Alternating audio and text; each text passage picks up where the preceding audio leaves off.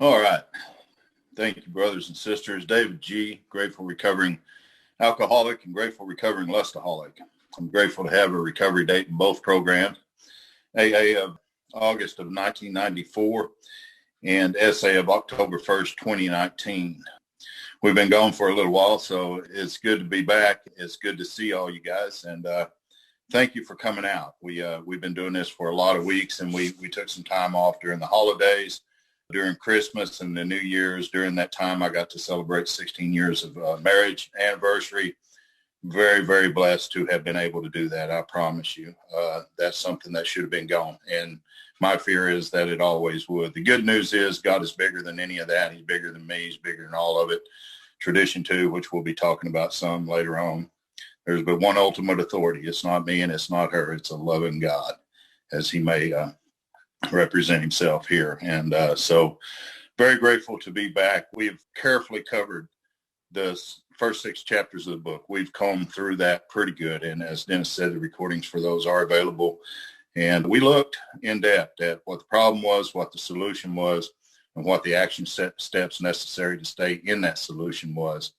And having had that experience, it has been my experience, and I'm sure many of yours, because I know there's a lot of people on this call that have been through this book and had this experience. We know that there's just something about this that gives us the inspiration and the want to pass this on to somebody else once we've had this experience. One of the things that they used to say, you know, in order to keep it, you must give it away. And never had been in the book at that point, just sitting around the fellowship and hearing those words spoken. I always thought to myself, if I ever get this, the last thing I'm going to do is ever give it away to anybody. I'm going to grab a hold of it, I'm going to keep it, and I'm going to run. Of course, you know, that's not our experience here. You know, once we're lifted to higher ground, I think it's our obligation to try to bring our brother there with us as long as he's willing to come. And that's one of the notes that I do have in my book. In order to lift one up, you must be on higher ground yourself. Now, a lot of people that I've met over the years, they sit in meetings, they learn the lingo, they learn how to talk, and they're all too happy to help somebody out. And I think that's a good thing. I really do. But the book says, obviously, you cannot transmit something that you haven't got.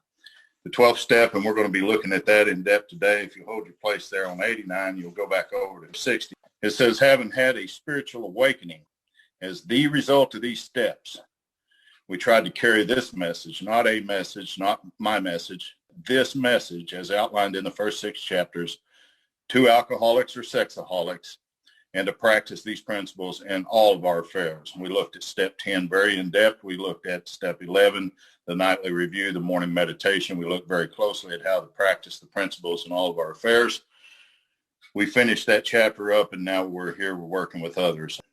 There was a joke, and I told it a little while back. It was, you know, the Messiah had came into town. He was riding on a donkey, and man, there was a whole parade of people out there to see him. They were just happy to see the Messiah. They had big palm leaves. They were fanning him. They were just loving on him. And it, you know, and all the while, this donkey thought all of this was for him instead of the Messiah. So you and I are kind of like that donkey. If we're not very careful, carrying the message becomes more about me than it does about a loving God and about the instructions outlined in this book. I start thinking more about me and what I can get and what I will do and what's this and what's that. And I end up becoming the donkey. So I don't want to do that here. I want to remain humble. And my prayer every time before I sit down to do one of these, whenever I used to do them in person before COVID and all that came along, one of my big prayers always was, God, please let there be no ego and let there be no fear that can block your message here today. So that's my prayer. And I hope that by uncovering this the way we're going to look at it over the next few weeks, it will give you a better understanding of working with others. I know it definitely has me. And we're going to start right here on page 89.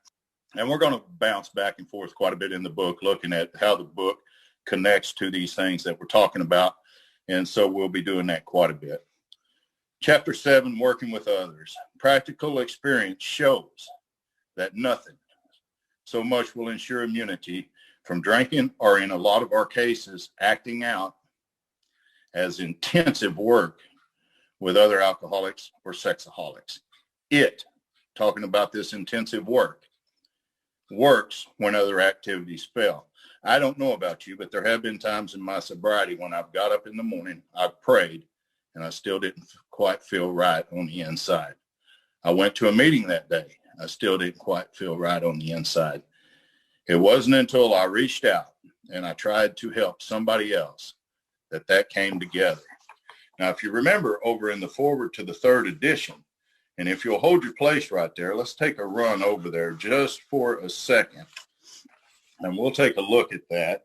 And I think that's on Roman numeral 22. I want to keep good track of my Roman numerals today. I've gotten off a time or two here.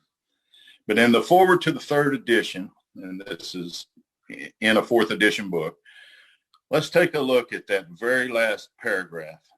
In spite of the great increase in the size and the span of this fellowship, at its core, it remains simple and personal. Each day, somewhere in the world, recovery begins when one alcoholic talks with another, sharing experience, strength, and hope. Not the day I went to the meeting. That helped. Don't get me wrong. I'm not saying that. Not the day I prayed. Each day, recovery begins, and there's my key word, when one alcoholic talks with another, sharing experience, strength, and hope. So if you're having trouble in those areas, you're doing all those other things, and nothing seems to be working, try that. Reach out to someone, ask them how they're doing, sit back and be willing to listen. My sponsor told me at that point, you don't need to talk anymore. It's up to them. And what a difference that has made in my sobriety. Wow. Beautiful. So the book says back over on page 89, this is our 12th suggestion. Carry this message. And we want to remember again, this message, not a message, not my message, this message of recovery to other alcoholics. You can help when no one else can. I have a lot of pastors in my life today that are my friends. They used to be, I felt, was my enemies. Today, they're my friends. Them, psychiatrists, psychologists, all kinds of different people send people to me to help on both sides of the road with recovery. And I've definitely been able to reach out and help. And so can you when no one else can, because we're the ones who have walked this road. We are the ones who have been in these shoes. So we know what it's like.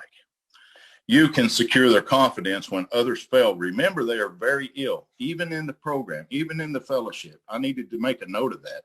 I needed to put that note above that sentence. Remember, they are very ill, even in the program, because a lot of us come in, will be inspired by misrepresented information, and it's all good for a little while, but at some point that starts wearing off, and I can't figure out why. I'm going to as many meetings as they told me to. I'm praying the way they told me to. I've done the things that they've asked me to do, and for some reason I'm still crazier than hell, and I can't understand why. But the truth to be known is I had never cracked open the book with a sponsor and walked through the book as in the steps as they're outlined in the book. So even today, at times, I will find myself getting a little irritated with somebody that's in the program that can't seem to get it, that can't seem to this, can't seem to that. I always want to remember, always, like myself, they're very ill. And so look at this promise. Life will take on new meaning. Even if you come here and you don't do very much of the work, life will take on new meaning for us. And that's a promise. If we remember, it talked about, let's flip back if you'll hold there just for a second. And like I said, we'll jump around some, so I hope you don't mind, but let's go back to Roman numeral 20. And relating to what we just talked about, it's going to say this at the top of the page. These periods were being ironed out. Public acceptance of AA grew by leaps and bounds. For these, there were two principal reasons. Here's the first one. Large numbers of recoveries and reunited homes. Why would we not want that to be one of the first principal reasons? My God, that's what we're looking for when we come here and we get ourselves straightened out. These made their impressions everywhere of alcoholics who came to AA and really tried. 50% of them got sober at once and remained that way. 50%, my God. 25% sobered up after some relapses. But here's what connects to what we were reading back over there. Among the remainder, those who stayed on with AA or SA showed improvement. So that's about a 75% rate. And the reason that was is because the program and fellowship were exactly the same. Today, it's not quite that way. But you can see just by looking at this part of the book, how beautiful that is. So the book says to watch people recover. And there's some guys on this call with me today that I sponsor. I'm seeing that in their life today. They're starting to sponsor other men. They're starting to bring this message to them today. They're starting to walk these men through the book. And man, it's been a beautiful process to see. It brings joy to my heart. It really, really does. To watch people recover, to see them help others. See, not just to hear about it, but to see it. To watch loneliness vanish. To see a fellowship grow up about you. I've seen that in both programs now. I'm beginning to see that fellowship grow up about me. To have a host of friends, some of the best friends in my life are right here in Sexaholics Anonymous today. I tell you, even more so than in the other fellowship. And I love everybody. I love both programs. But I can tell you that the non-judgment that I found over here on this side is something I'll cherish for all of my life. It's a fellowship and a host of friends that I thank God I didn't miss. Look at this sentence. This is an experience you must not miss. We know you will not want to miss it. So as we talked about in the beginning, once you've had a taste of this message, you're going to most definitely want to carry it on to someone else. Here's something that I took for granted for a long time, this sentence here. Frequent contact with newcomers and with each other is the bright spot of our lives. For a lot of years, the biggest reason that I went to a meeting was for me. Of course, if I'm not okay, they're not okay, and nobody is okay. But it's telling me here that really newcomers is the reason that we even go to meetings, or we should be.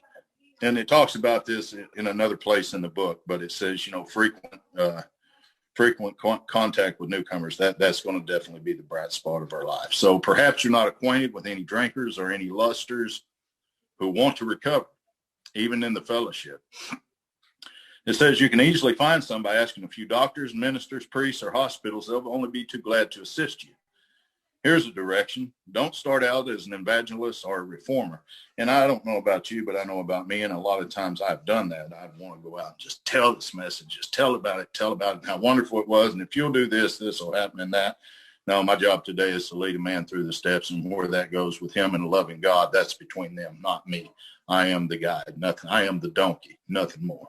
So, unfortunately, a lot of prejudice exists, old ideas. The bad thing about that is I wake up with a brand new set of old ideas every day. It seems like every day I wake up with a brand new set of old ideas. It says you will be handicapped, and there's a promise, if you arouse it. Ministers and doctors are competent, and you can learn much from them if you wish. But it happens because of your own drinking and your own sexual acting out experience that you can be uniquely helpful. Man, what a promise. Remember page 77. Let's flip over there just a second. Hold on to that. And I was talking with my friend Jason, who's on the call today. And man, he brought out some things with this that I had never looked at as well. It talked about prejudice in those people. It says at the moment we're trying to put our life into order, not theirs, but ours. It says this is not an end in itself. Our real purpose is to fit ourselves to be of maximum service to God and the people about us. And we talked about the word fit a lot. My job is to fit myself. The mission is God's. I'm fitting myself to prepare for that mission, no matter what that mission may be. I don't have the outcome of that mission. I need to fit myself. Well, when I get over here, I get a pretty good idea on page 89 what this mission is going to be. I am going to carry this message to others and to practice these principles in all of my affairs. So back to page 89, if you would. So cooperate, never criticize. To be helpful is our only aim. When you discover a prospect for Alcoholics Anonymous or Sexaholics Anonymous, find out all you can about him. You can ask the men who are on this call today. There's a series of questions that I sit down and ask, and it's not because I'm trying to interrogate anybody or any of that. Whenever I start to sponsor them, I want to find out all I can about him. If he doesn't want to stop lusting, if he doesn't want to stop acting out, if he doesn't want to stop drinking, right here is a direction that I have definitely come to live by. Don't waste time trying to persuade him. For a long time, I would do that. I would try to talk him into it. I would, hey, man, are you sure? Are you absolutely sure this isn't what you want to do? Today it's, hey, brother, I'm going to pray for you. If I can help you, call me back. A friend of mine that's on this call today. We had a conversation by phone just a few minutes before this meeting started, and he was having some trouble with a family member. And there it is. There's the answer to it right there. If he does not want to stop, don't waste time trying to persuade him. And the reason why is right here. You may spoil a later opportunity to help him out. And, I've found that to be true in my experience. So this advice is given for his family also. They should be patient in realizing that they are dealing with a sick person. And, it's sometimes a little different in SA than it is in AA. I know with my wife, she understood that she was dealing with a sick person, but she didn't understand to what extent. I think that she just thought that I was just out, for selfish reasons, and I was just out to hurt a lot of people. And that might have been true to some extent, but I'm a lustaholic. I'm addicted. No matter how great the wish, I know today that I'm a sick person, and if I am, then so are they, and that's what I'm dealing with. If there is any indication that he wants to stop, have a good talk with the person most interested in him, usually his wife. Now, for most of us guys in the program over here in SA, that's probably not a real good idea. Let's let somebody else do that. I know some sisters on this call today, and I know some sisters around the world in SA, and I'm going to have one of them give her a call. How about that? So for me, that's it's not a good idea. Not today, even that I think that I would get out of sorts in any way. I don't want to take that chance. You know what? I'm still a human being. So here's the deal. Let's get an idea of his behavior. Yeah. Let's take a look at that, because that's going to tell us more than anything. His problems, his background. I share a lot with the guys about this stuff before we ever agree to sponsorship. The seriousness of his conditions. I always ask them this question right here. What is your faith tradition? And it's not because I want to try to change that in any way whatsoever. The only reason that I ask all these questions is for this one reason, and it's going to be laid out in this next couple of sentences. I need this information to put myself in his place, to see how I would like him to approach me if the tables were turned around. And that's the only reason that I go through that series of questions whenever I sit down to talk with somebody prior to sponsorship. Well, sometimes it's wise to wait till he goes on a binge, but sometimes it's not, So the book's going to give us a good suggestion here. It says the family may object to this, but unless he's in a dangerous physical condition, it's better to risk it. Don't deal with him when he's very drunk. Don't deal with him when he's very insane from his acting out, when he's so full of fear and so full of shame and he's just crazy in the mind. I can remember being like that. And if anybody would have tried to approach me on that day, it would have been a very serious deal. So, there's times that I'm not going to deal with people until that has passed by. It says, unless he is ugly and the family needs your help, wait for the end of the spree or at least the lucid interval. Then let his family or a friend ask him if he wants to quit for good and if he would go to any extreme to do so. And so I think that that's the main question right there. And it all boils down to that. Do you want to stop? And are you willing to go to any extreme to do so? And over and over and over, this book is going to talk to us about this. If he says yes, then his attention should be drawn to you as a person who has recovered. There should be a question mark there. Am I that person? Have I done this work through these first 6 chapters? Have I had this experience that the book talks about on page 27? It talks about it on page 25 as well.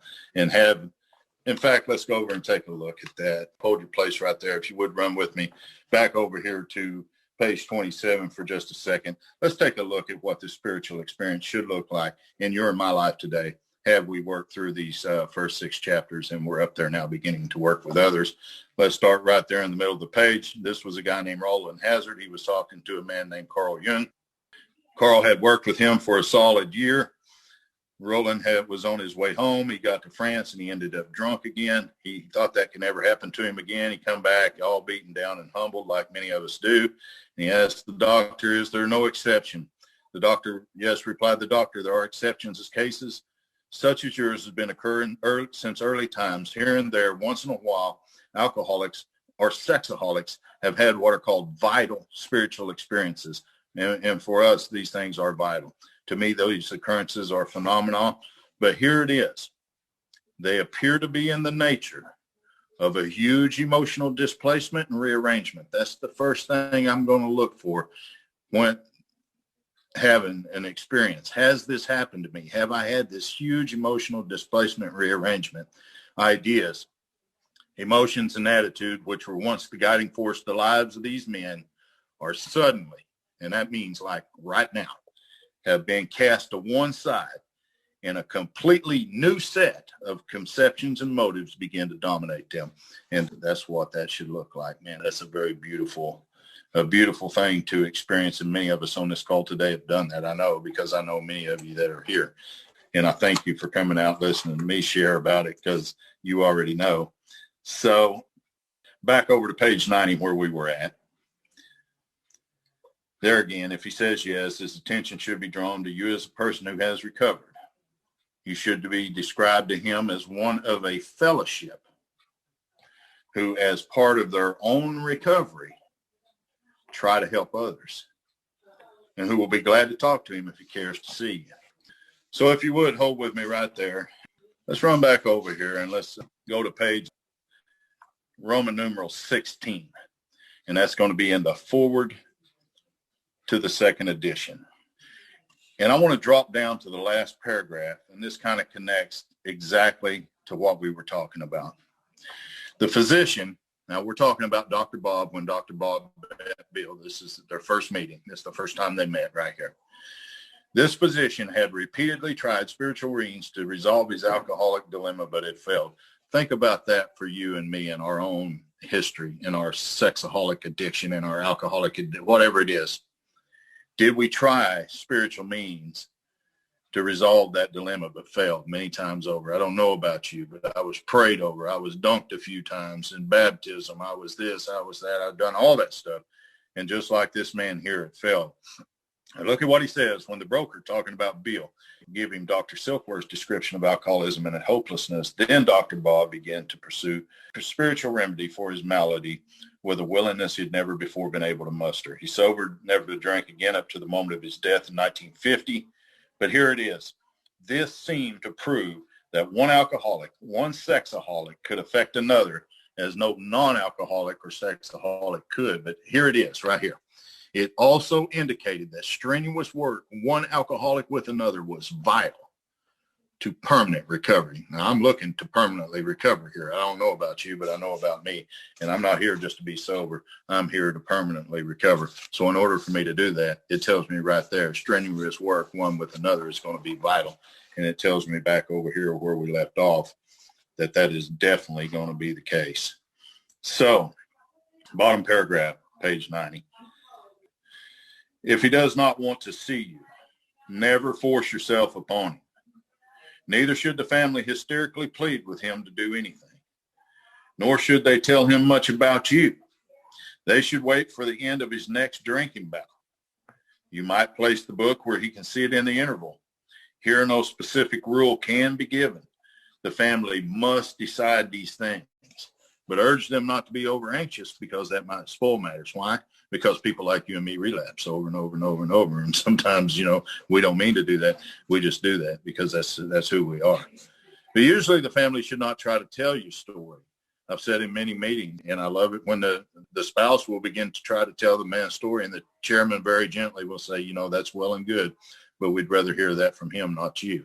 And I think it's important that we do that. When possible, avoid meeting the man through his family, and I always try to do that. Approach through a doctor or an institution is a better bet.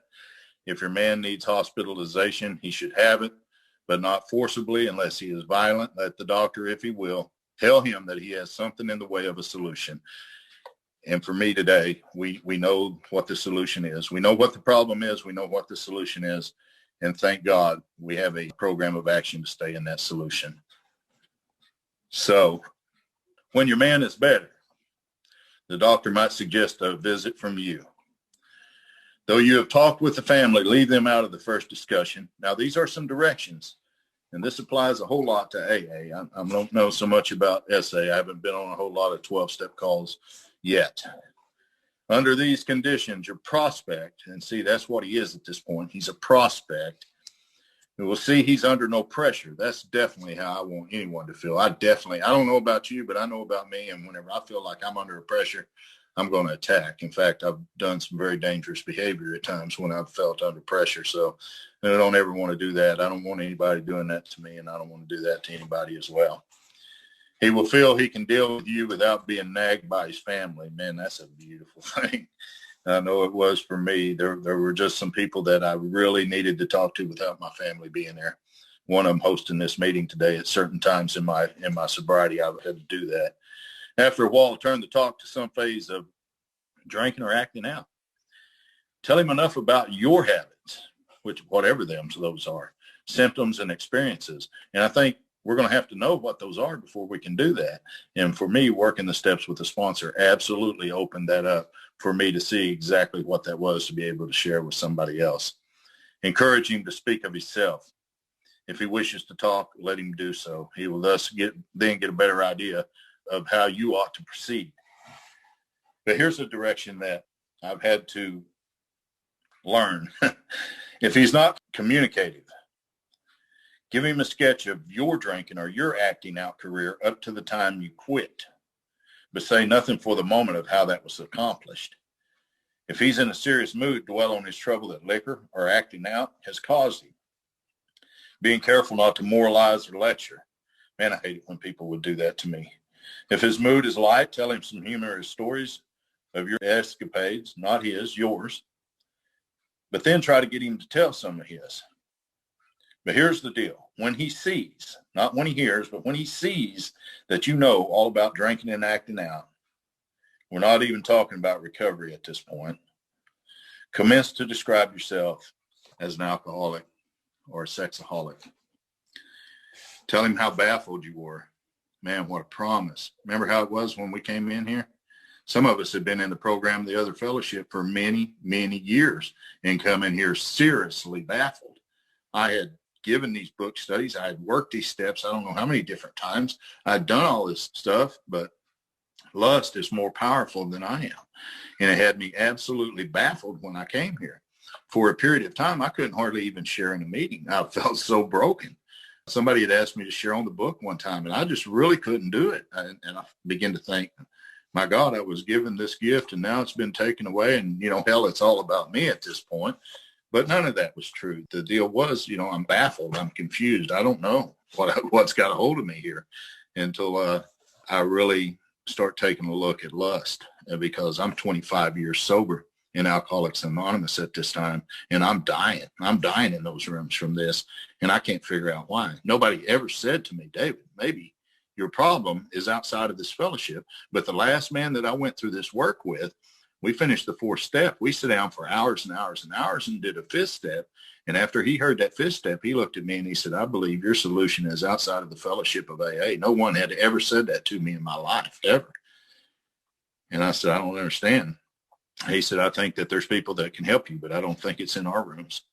And that began a journey for me. Of course, I still had to run off a little more, but that began a journey for me that has been very beautiful. And I'm definitely glad I got to be a part of it. So I want to give him an account of the struggles that I made to stop. That's going to be a long story if you talk to me. and some of you too, I know I've talked to you. Show him the mental twist, which leads to the first drink. Now there's a hell of a direction. Show him that. Show him in this book that. Take him to that part in chapter 3 of the insanity of the man of 30, Jim, the jaywalker, and Fred's story. And although all those guys were different, all those guys were the same because of the insanity. Just because you and I are different in different areas of our lives, we come from different nationalities, different faiths, it doesn't matter. You and I have one thing in common. We're lustaholics. We suggest you do this as we have done it in the chapter on alcoholism. Remember chapter 3. Go back and look at that real closely, because right here it's asking you to do the same thing with him as that chapter did with us, as our sponsors did with us. And here it is. If he is an alcoholic or he is a lustaholic, he will understand you at once. We call it language of the heart. We know each other. He will match your mental inconsistencies with some of his own. Well, if you're satisfied that he is a real alcoholic or a lustaholic, Begin to dwell on the hopeless feature of the malady. Step 1. I'm going to rain down on step 1 right here. You can ask the guys that are on the call that I sponsor today. I'm going to rain down on step 1 right in here. Show him. I'm not going to tell him, but I'm going to show him from my experience the queer mental condition that surrounds that first drink, prevents normal functioning of the willpower. And I'm going to do that right there in chapter 3. And we're going to pound that to death. Don't, at this stage, refer to the book unless he has seen it. Most of the people that I work with today has already seen it and wishes to discuss it. Be careful not to brand him as an alcoholic. I don't ever do that. I'll let them do it themselves. Let him draw his own conclusion. Remember Fred's story in chapter 3. That's exactly what they done with him. If he sticks to the idea that he can still control his lust and acting out, drinking, whatever it is, then perhaps he still has a choice. Most of us lost that choice. Remember on page 24, hold with me right here. We'll go to page 24. We'll come back and finish up. On page 24 of the book, it says this. Let's look at they say whenever you see the squiggly writing in this book, it's good to pay very close attention to it. My mentor, Charlie P., used to tell me this all the time. The fact is that most alcoholics, most sexaholics, most lustaholics, not all, but most, for reasons yet obscure, have lost the power of choice. Now, I don't ever read in any of the literature, and I've read a lot of it, where we ever get that choice back. Not the power to choose whether we will act out again or not. Our so-called willpower becomes practically non-existent. We're unable at certain times to bring in with consciousness, with the sufficient force, the memory, suffering, and humiliation of even a week or a month ago. We're without defense against that first drink or acting out, whatever the case may be. So back to page 92, and I'll finish up right here. If he sticks to the idea that he can still control it, tell him that he possibly can if he's not too alcoholic or sexaholic. But insist that if he's severely afflicted, step 1, there may be little chance of him recovering by himself. I believe there, if I'm not mistaken, it was back on Roman numeral 28. I'm sorry. The sense and the ease and the comfort which comes by taking a few drinks or a few times of acting out. He's going to talk about the desire again, the craving will develop. And as you read down toward the last 2 or 3 sentences of that paragraph, it says this is repeated over and over. And unless this person can experience an entire psychic change, there's very little hope of his recovery.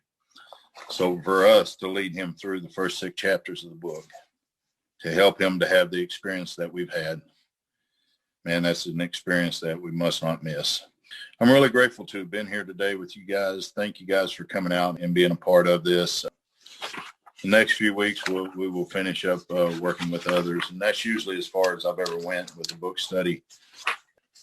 The rest of it would basically just be reading to each other, and we can do that anytime. But the program of recovery, there again, it's this past weekend I got to celebrate 16 years of marriage. I'm so grateful for that.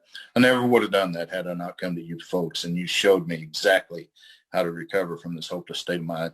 I'm grateful for the recovery I had that I brought here with me when I came. Those 25 years in the NAA were not in vain. I learned a whole lot about recovery during those years. I've worked the steps as many times in as many ways as anybody that I know. But I do know today that I am free from lust for the first time in my life for close to 17 months now.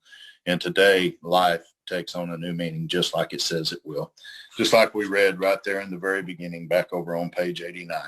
You know, life will take on new meaning, and to see a fellowship grow up about you. And I'm seeing that today. I see that with all of you. I see it with the guys that I sponsor. I'm starting to see it with the guys they sponsor. And this fellowship is growing up about us. It's nothing I've done but become willing to surrender and to work these steps, have an experience, and help my brother. Steps 1, 2, 3 helped me to get right with God. Steps 4 through 7 helped me to get right with David. Steps 8 and 9 helped me to get right with you. Step 10 helps me to stay right with David. Step 11 helps me to stay right with God. Step 12 helps me to stay right with you. Thank you for letting me share. Glad to be here.